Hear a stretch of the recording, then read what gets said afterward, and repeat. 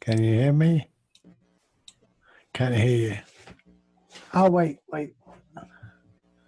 Yeah, now I can hear you. Okay. My speaker's off.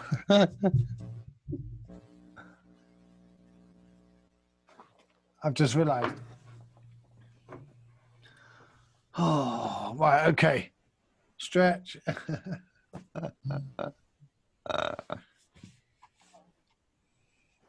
It's coming in the window again. Right. Do you want me to start with the intro? Yeah, I guess we will need a little short introduction about what we're talking about for the day each time we do it. So what are we talking about roughly? I could say, hey, we're dealing with stress in the modern world. But tips on hints and tips tips on how to deal with it, ways to recognize it, and Okay. I guess how we can talk about how you and I deal with stress in our lives, physical and emotional symptoms. I shoot people. That's what So you've got your intro there that you can read through. No, after I do not. Mine. Well, we can use that part that we already recorded. I was going to do it again anyway because it really doesn't matter, does it? But you don't have to do yours. We can use yours. I can pull it up. I don't have it memorized yet. I don't have any of it memory. I'm just thinking if we go into it, it eases us into it, doesn't it? Yeah, I hear you. That's not Okay.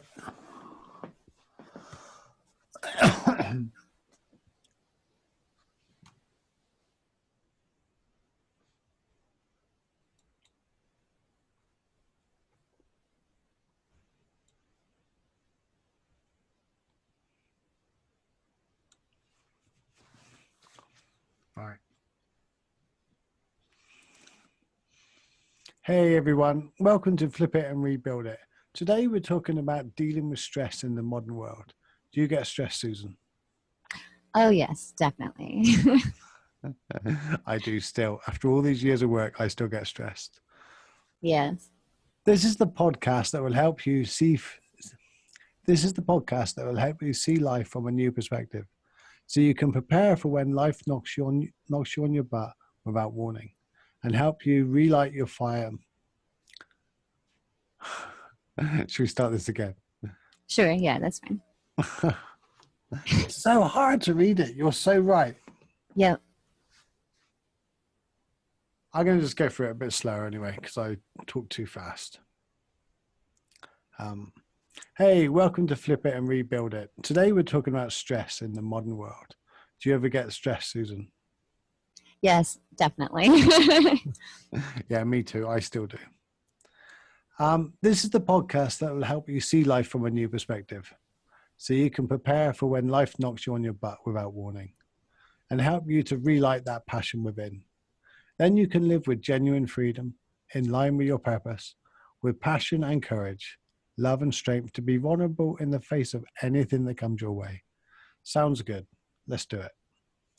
I'm Stephen Webb, and ending up paralyzed at 18, going bankrupt, losing nearly everything, more heartbreaks than I can count. Seriously, you would think I would learn. I know a thing or two about turning my life around.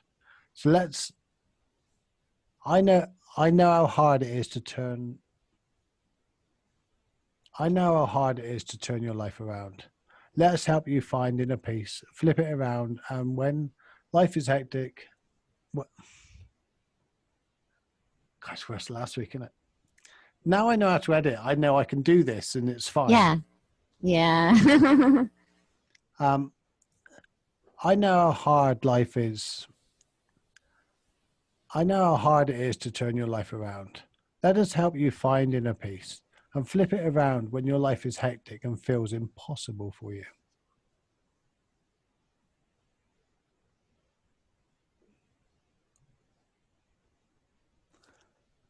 and welcome the most important person in my life for the next hour, my co-host, writer, creative genius, and singing voice that melts my heart, Susan Jackman. Aw, thanks, Stephen. Hey there, I'm Susan Jackman, co-host for Flip It and Rebuild It, and I'm here to share with you how I have learned to flip that story in my head and use every experience to grow and rebuild my life the way that I want it to be. I've experienced a lot of life and learned many valuable lessons.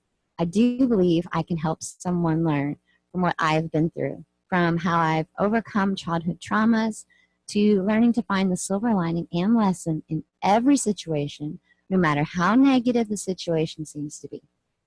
It's about finding your peace of mind when life goes to shit, as it often does. Absolutely. So stress. The thing that's killing so many of us. Do you know why it's killing us? Why? I was reading in the David G book, de-stressifying, and what happens to our bodies in the first 5 seconds when we get stressed. Basically, it evolved over the years of protecting from that bear in the woods that was just about to attack us or eat us. But basically, in the first 5 seconds, we start to perspire, we start to sweat because it predicts the body's going to get hot. The blood thickens because it suspects that we might get cut. It cuts off all the blood and it cuts off all the workings to the stomach and to the liver and things like that, because none of that's important if you're not going to survive the next few seconds. It then produces loads and loads of glucose, 3 or 4 chocolate bars equivalent. Oh my gosh. Just in case we need the energy in the next few seconds as well to run. Yeah. There's several other things happen. I can't remember them at the moment. But basically, all of that happens in the space of 5 seconds. But the problem is, in modern days now, we're like that most of the day. Yeah. All the adrenaline's gone to the muscles, so we're not digesting our food. We're not. The body's only designed to do this for a few seconds. Right. Yes, exactly. Just crazy. Yeah. And if you are under a constant state of stress, you actually go into distress. Tell us more about that.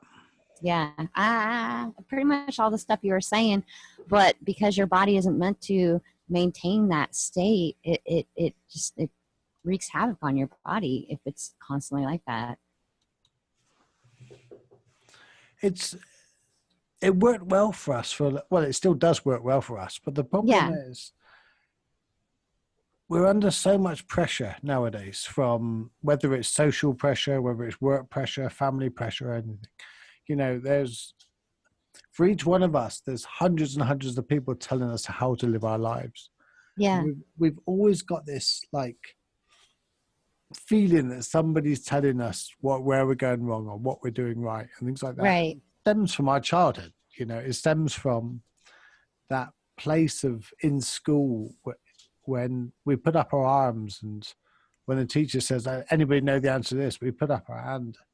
And we get it wrong. It's wrong. And the whole class looks at you as if to say, oh my God, which of course that's not the case, but it feels like it, doesn't it? It feels like everybody. Oh yeah. So we grow up in this fear world that we're constantly under attack from all angles. Yeah. And so the body's reacting in this way constantly, but we got to go back to, and it's the how that's the difficult part. We know what we should be doing. But we've got to go back to the way animals graze. I was observing rabbits in a field nearby where I live, and I used to go down there when I was a bit stressed or anything at home.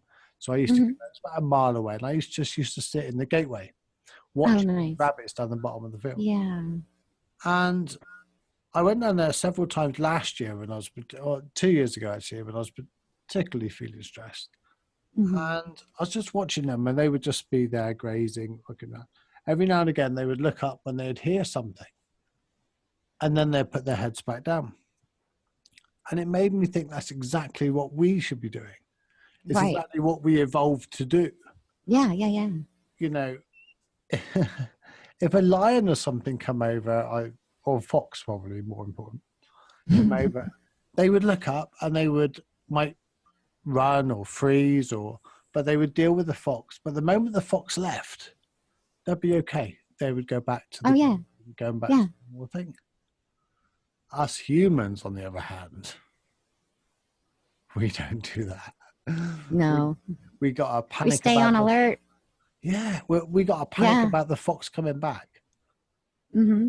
Yep. And what if the fox comes back tomorrow? What if it comes back next week? What if it goes and visits my mum? What if? Yeah. And we go to our friends and we phone all our friends. You never guess what our fox done this morning. It come over and looked at me funny. Yeah, yeah. And then we post it on Facebook. So a week later, we're still really peed off about this fox that just looked at us funny. Oh man, that's such a perfect analogy. But that's what we do. So It is. yeah, we need to go back to the grazing afterwards. Oh yeah, yeah, yeah. And how are we going to do that? We've got to become aware of everything we're doing. We've got to become aware of the stress.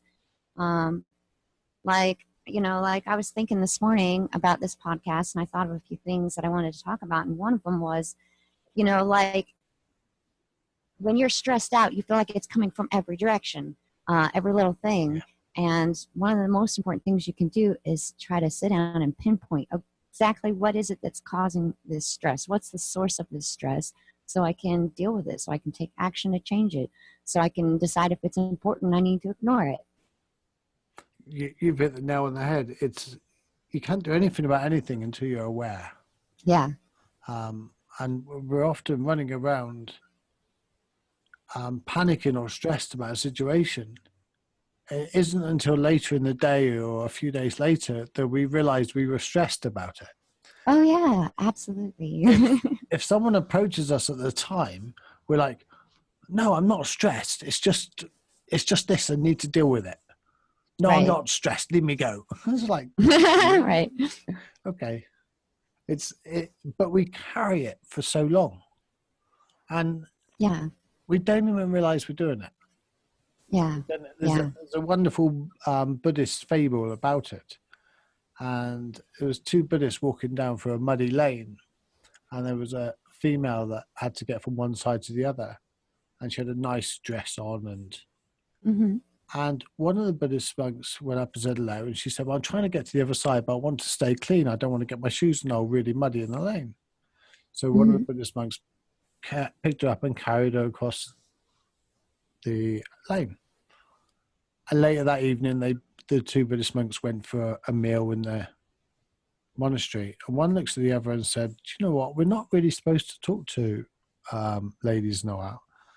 And you not only spoke to her, but you picked her up and carried her to the other side. And the other one replied with, why are you still carrying her? Yeah. Oh, that's good. I left her go back at the other side of the lane. Yeah.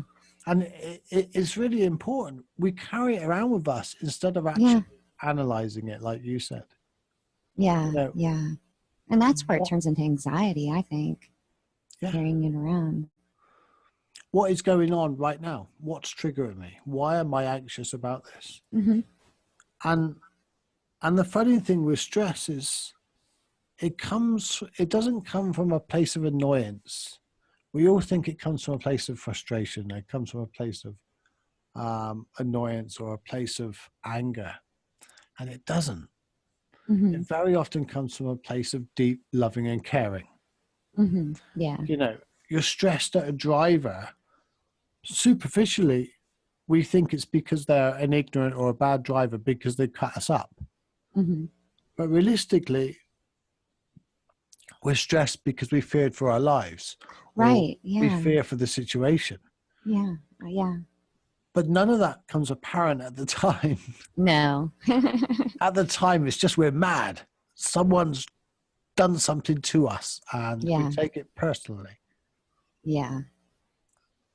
But if we really created that little gap between what's happening and what's arising within us, as well as what's happening on the outside world, so something happens to us.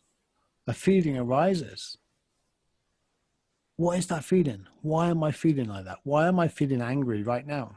Mm-hmm. It's because I care. Yeah. It's because every feeling originally comes from a deep caring. Yeah. But it's really hard to see it when we're stressed. It is. It is. So what stresses you out most on a daily basis? What right now are your biggest stresses? Right now, my big stresses are, honestly, I think the biggest thing that stresses me out is when I have trouble getting people to respect my boundaries, because that is something that I hold very strongly as a stress reducer, having strong boundaries. So yeah, right now that's stressing me out. I stress over money. Um, I've got a little girl that I'm responsible for that depends on me, and I worry about that. But I don't want to say worry. I don't worry about it. But, that's the thing. Like, I've worked really hard on learning how to not worry about things I can't control. And what I've realized is that the stress is still there, even if I'm not worrying about it.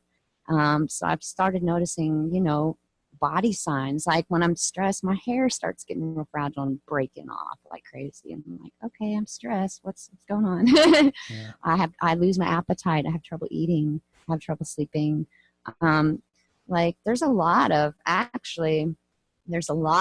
physical and emotional symptoms that'll signal to you that you're stressed out, even if you don't realize it. And you can learn to watch out for those. Like I've got a whole list: headaches, upset stomach, elevated blood pressure, chest pain, trouble sleeping, and the things that I mentioned about myself. Like looking back at that list now today, I'm like, okay, I've been stressed for a while and not realized it, And then there's emotional things like getting easily agitated. Like, you might get irritated at someone because they drank all your coffee, but that's not what's really bothering you. You're stressed about something bigger. But all those little things just bother you more. And normally you might let those roll off your shoulder. Get moody. You feel overwhelmed and out of control, which is why you attach to those little things that you want to control, because you want some order in your life. Trouble relaxing, quieting your mind, avoiding people. That's something I definitely do. And I'm aware of it now, and I try not to, because I've realized if I hang out with the right people, it actually reduces my stress. But yeah, avoiding people is a big one. Yeah, you brought up several things. I'm glad you brought them up, actually. Oh, yeah? And the two things I'm glad you brought up, and every single one of them is absolutely right. But going back to what stresses you initially, and and what I was saying about the caring, it's not so much somebody pushes our boundaries, or it's because we care about them. We put them in place because we care. Yeah. And we feel as if it's a betrayal, and vice versa. It's about a respect thing and things like that. Oh, yeah, exactly. Because that's how I feel. If someone doesn't respect my boundaries, I feel like they don't respect me. Yeah. And it's the same as the cup. One cup left out, fair enough, they forgot. But if it's all the time, it's like, you're not respecting me. Mm-hmm. Yeah. I'm trying to respect you. I'm trying to do my best here. But you said about all the subtle things that it does to us. And there's two things you pointed out. I'm not sure if you explained it as irritable bowel, but I didn't think I'd ever be talking about this on a podcast today. I get that. And going back to what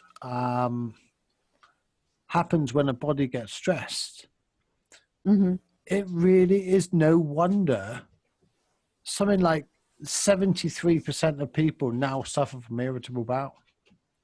Oh, yeah. Oh, absolutely. And what we do with all of these things is we treat the symptoms. We go to the doctors, we get something for the irritable bowel. We go to the doctors, we get something because our hair is thinning. Or maybe we do. I don't know. I don't know if there's a fix for that. I don't think there is. But we go and we take painkillers for the headache. Yeah. We're constantly putting plasters over instead of actually fixing why we're getting ill. Oh yeah, we're putting a Band-Aid on it, Yeah. hoping it'll go away. Treating the symptoms. That's all we're doing. And I'm not blaming the doctors here, because the doctors have got less and less time. Mm-hmm. You know, I'm the world's biggest expert on my body. Right. Yes. Nobody knows my body like I know my body. Yes. When it comes down to the technical differences in the body, fair enough, I don't know. I need a doctor for that. Right. But I'm expected, and we all expect a doctor to have all the answers in 10 minutes. Well, I know realistically that I get a headache if I don't drink enough, or if I get stressed. I know that I get irritable bowel if I get really anxious one day. The next day, I should be aware where the toilet's to. Yeah. And it's a reality. Yeah. But it doesn't have to be the reality. And since I, lost nearly 2 stone through just eating less calories, I still ate all my good things I enjoy, my KFC and things like that. But I lost the weight. And since I did that, I get less headaches. I get less illnesses and all that. Mm-hmm. And Oh yeah. every time I'm ill, it's stress related. Oh yeah. Yeah. Yeah. Yeah. But it's so subtle. Yeah. Sometimes I don't even know I'm stressed. And then suddenly it's like, bang, that's what it was. Yep. Oh yeah, that happens to me a lot actually. Yeah.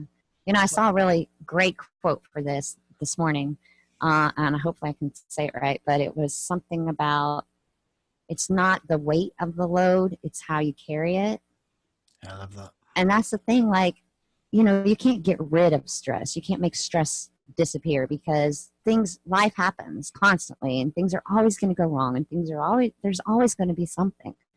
But, you know, like, it's figuring out how to handle it, figuring out how to get back in control of yourself, figuring out how to carry that load in a way that's not stressing you out. Yeah, or don't take on the load to begin with. Yeah. Oh, yeah. Yeah. That's one of my points. Like, you know, like get a really good look at all the things you have on your plate, and make hard yeses and hard no's, and cut things off your plate. As in Ajay Abraham says, put the glass of water down. Mm-hmm. Yes. You know, if you pick up a glass of water and hold it, after a while your arm's stressed, your arm's tired. Oh, yeah. Yep. Is the glass of water got heavier? No. Mm-mm. Just the way we handle it.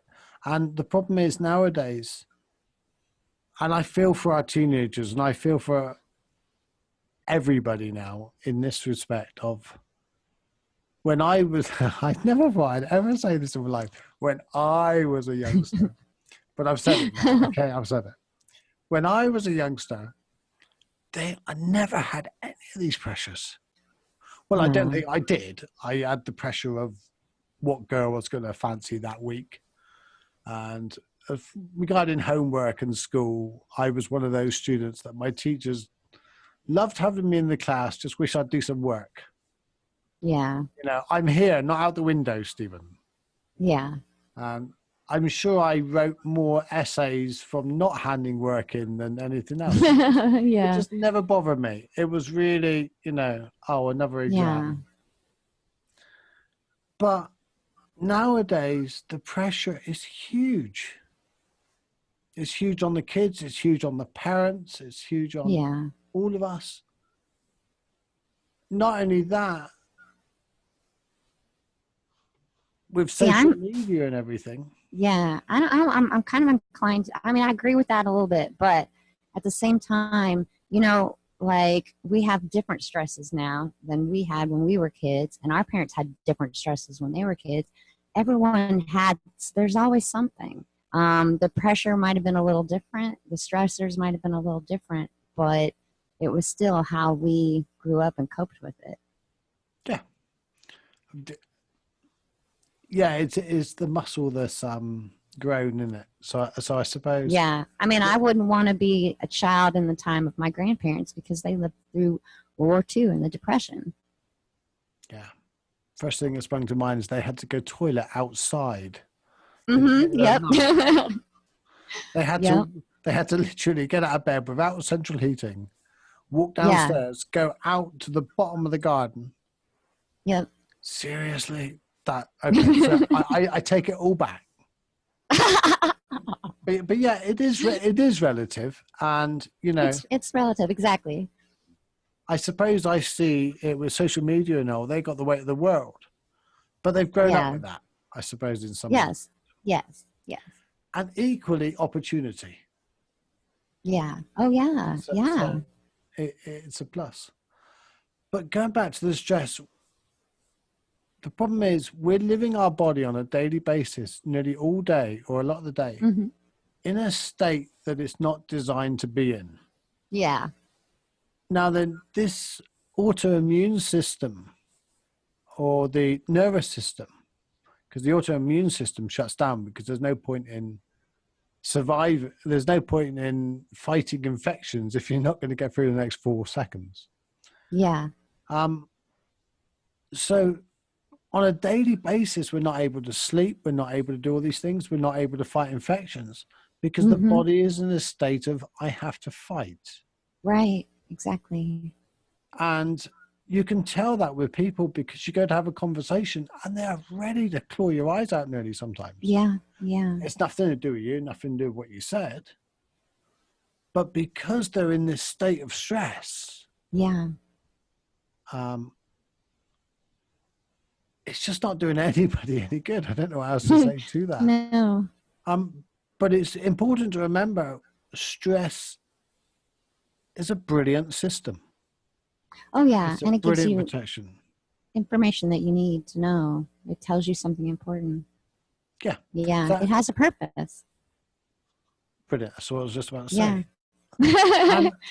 And going back to what you said is we need to listen to that. Yeah, absolutely. I'm feeling stressed. I'm starting to sweat here in this situation. I've got some red blotches around my neck and, Mhm.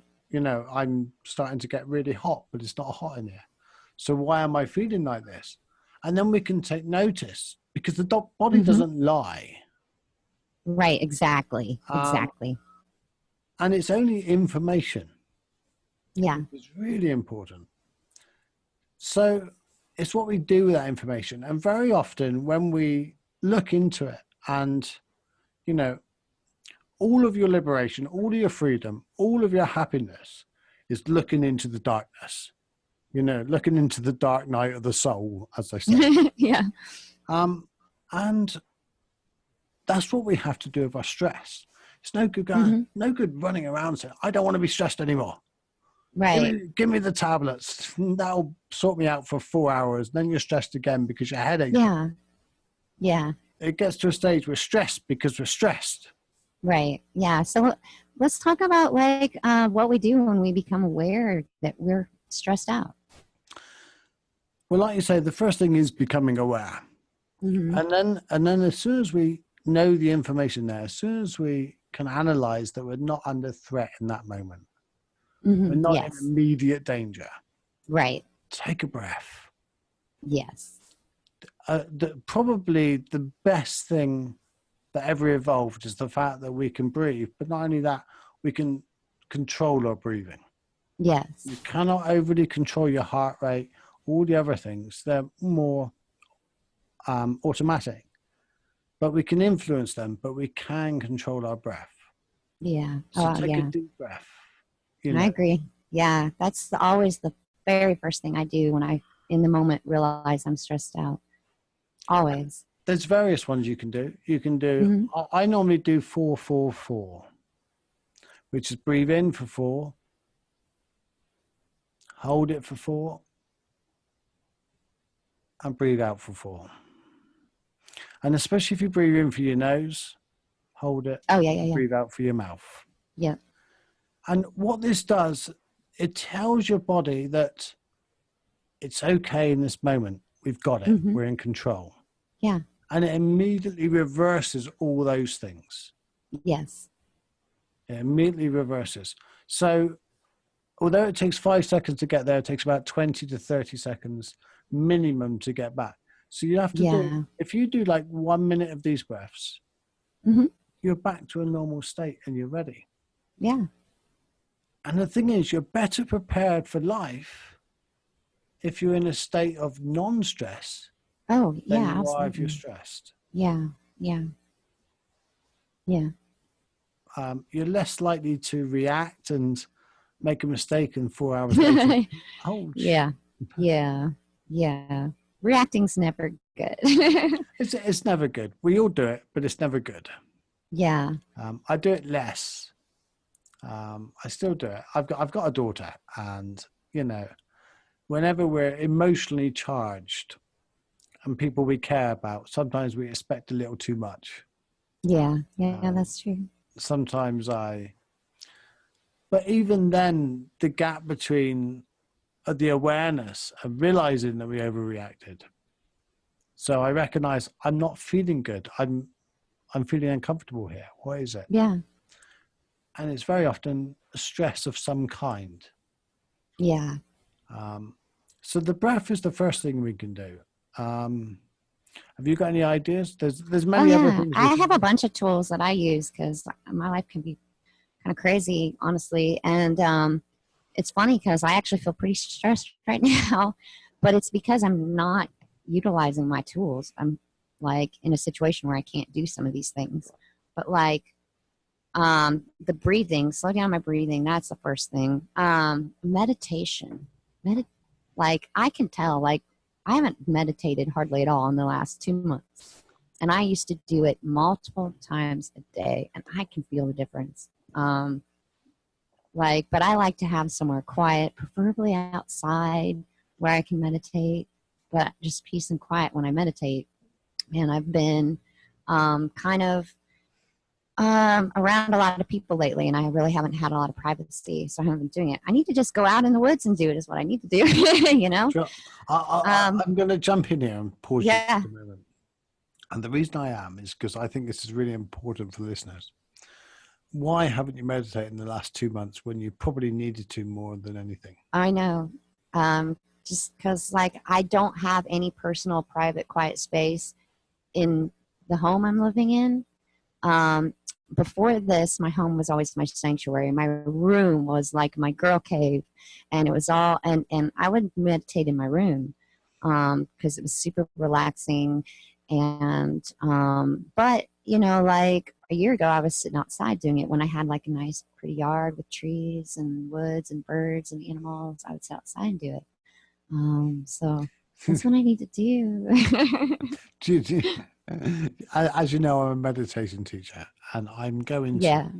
to challenge you on all of that. Okay. Meditation isn't about fair weather. No, I know. It isn't about.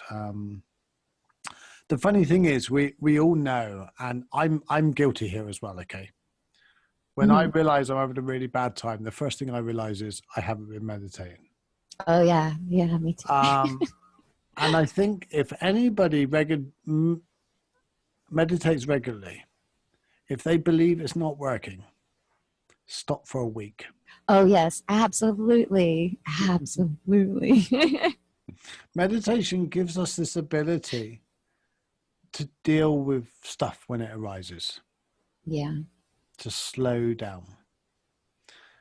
And what I would say to you and anybody that is struggling with finding a space to meditate, finding that quiet place to meditate, I would say in really polite terms, bollocks, you don't need to find the quiet place. Do it wherever it's needed, because meditation doesn't stop at the cushion. Yeah. It's an all-day thing. It's every breath. It's every time you remember. Yeah. Don't use the red traffic lights as places of annoyance. Use them as a meditation stop sign. Yeah. Oh yeah, yeah, yeah. So like you in your bedroom at the moment, it might not be quiet. It might not be perfect, but it's the perfect place to meditate. Yeah. When things are really, really against us, is the perfect time to sit there and go, what's going on? Yeah. But you're bang on. Meditation. Oh yeah, yeah. The breath's the Yeah. but meditation prepares us so much. Oh, yeah. And I actually have a couple of activities that to me are very much like meditation that help me a lot. Yoga, I think, has been one of the biggest stress reducers for me. And just like taking good care of myself, eating and sleeping and just trying to take good care of myself and doing, oh, that's not meditative, but I was going to say art. I find doing art very meditative, and especially the art that I do, because I do like mandalas and kind of like Zentangle and kind of a mix between that. And I find that to be incredibly meditative. Yeah, I was just thinking then, for those that don't know, I'm paralyzed from just below my neck and my chest. So yoga isn't really something I do. Yeah. But yeah, art or anything like anything. Music. Perfect example. Anything that gives us focus. Yes. And it's really important. We don't want to disconnect. We don't want to deny the stress. Yes. It's not about trying to find what's stressing us and shoving it in a drawer and getting rid of it. No. I kind of picture it more like you're trying to separate yourself from what you're feeling and kind of look at it from, another perspective. Absolutely. Make it an object. Make it something. Yeah. Recognize it. The other thing we can do is, after you've taken a few breaths, you can, and this is following on from what you were just saying, make it an object, is where is it to in my body right now? Yeah. What color is it? What shape is it? Yeah. What texture is it?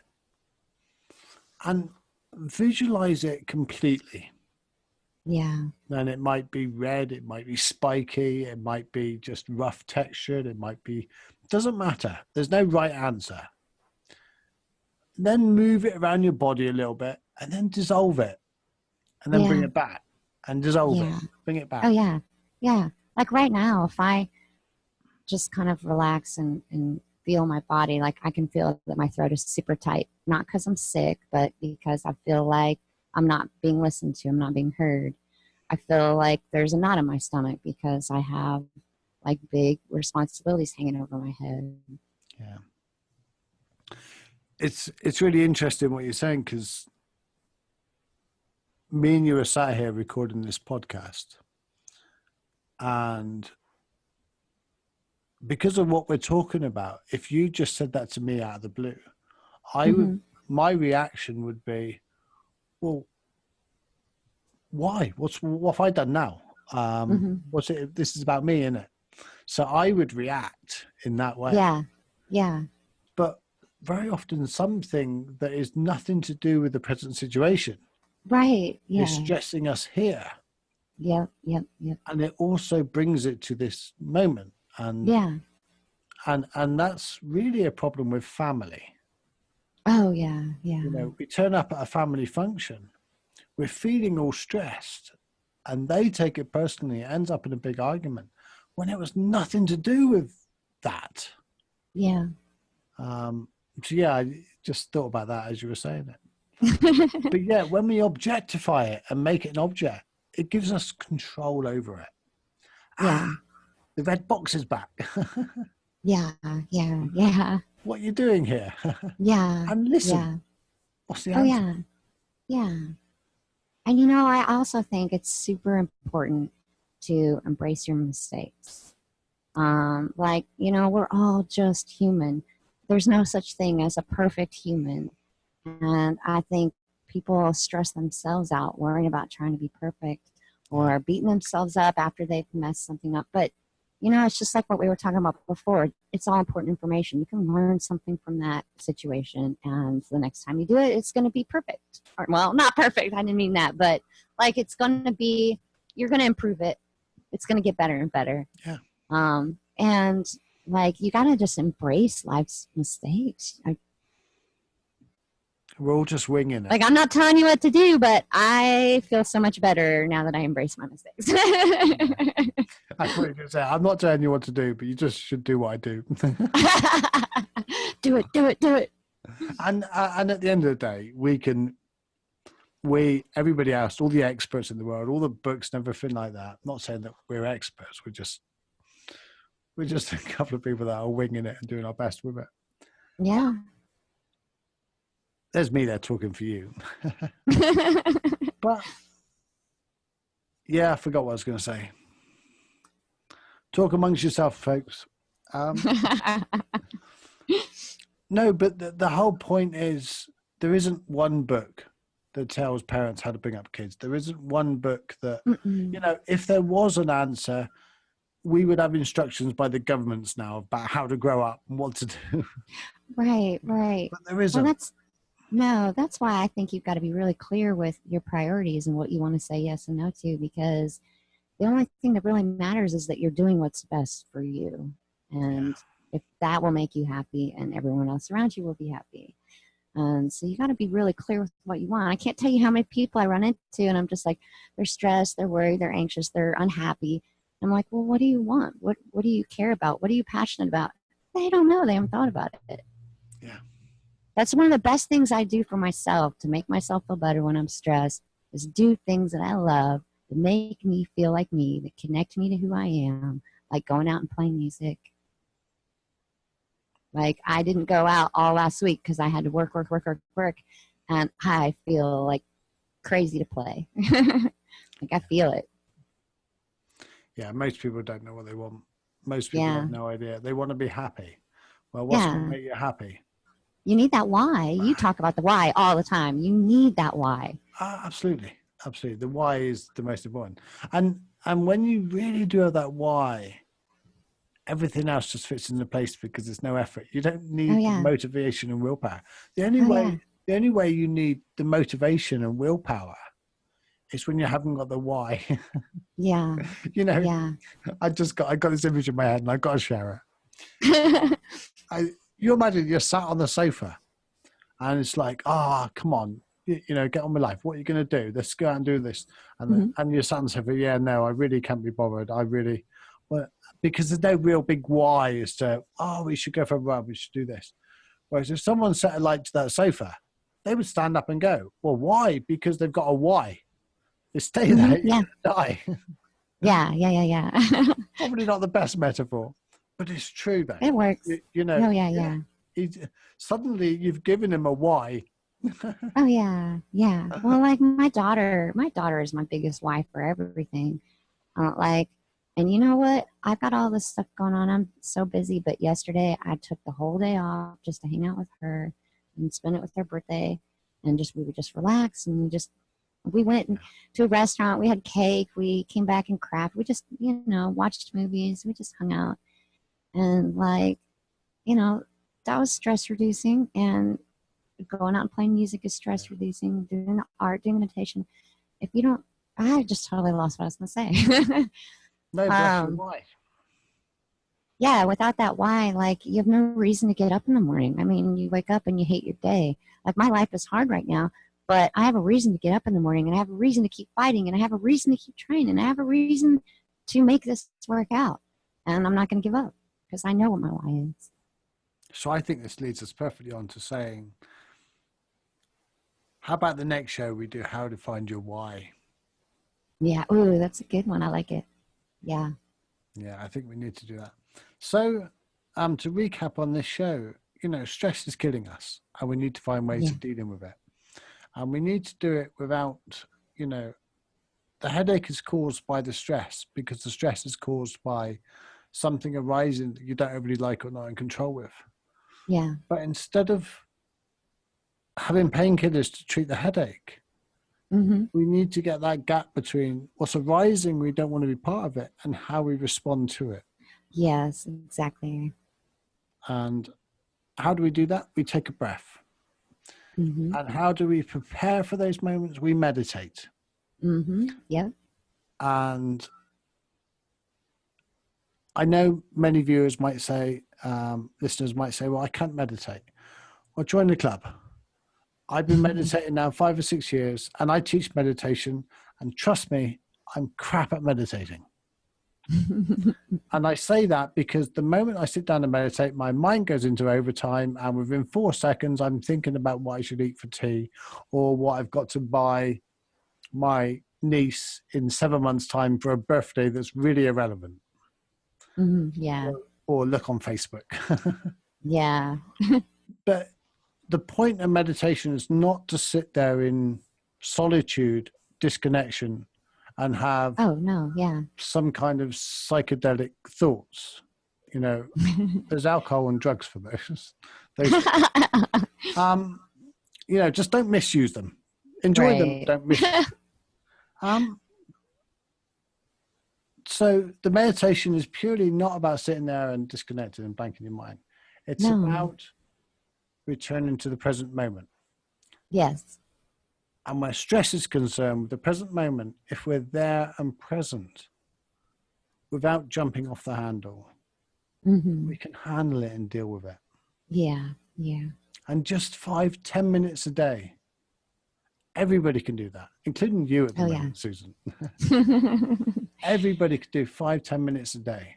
Yeah. Just sit there. And how do you do it? For people that have never meditated, sit on the edge of your bed and listen to all the sounds that you never heard before.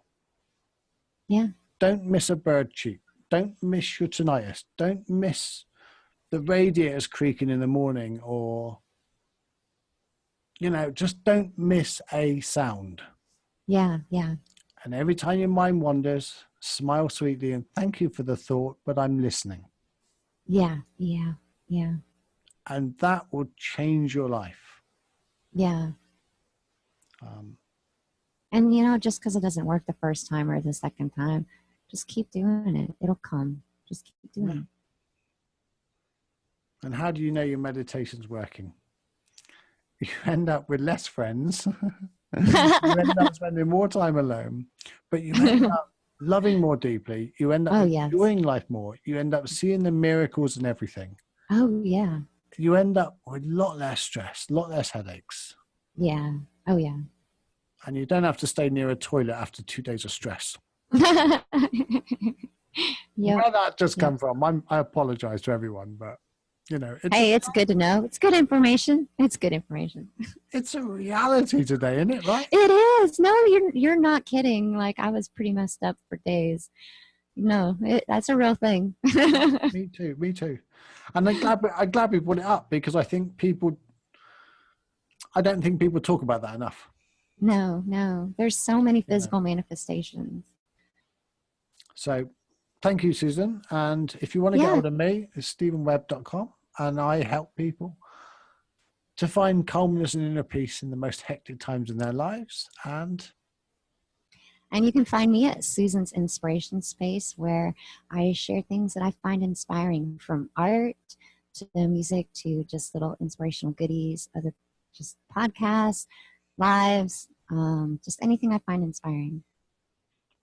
Please share and rate this show. And as you know, the first month is going to be, is it free? Do we say it's free? Or yeah, I guess so. Yeah. The first month is free. I mean, after that, it's only $1 to sign up for once a week podcasts, but we're just trying to get out there right now. We want you all to hear it and enjoy it and see if you like it first. So. Share it with your friends if we help at all. Yes, please. And let's live a stress-free life and just breathe. Just feel the release. Yeah. Thank you guys for listening. Thank you. I don't think today's show needs that much editing. No, not too much. I think we were so much better today, to be quite honest. Do you think? Yeah. Yeah. I was trying to be aware of not talking. And all the way through the show, I still spoke too much, I think. I've got this right up in front of me. It says, your automatic nervous system shuts down all the functions non-essential for dealing with the threat, such as growth hormone, hair, nails, skin, cellular development, and your sex hormones, the health of your entire reproductive system. But because you said about hair, that just reminded me of that. Yeah. So, yeah, I think today's show went really well. Yeah, definitely. I think there's some noise my end when I was trying to put down my cup and I couldn't grab hold of it. but it's recorded the audio separately, so we can cut those out now. Okay.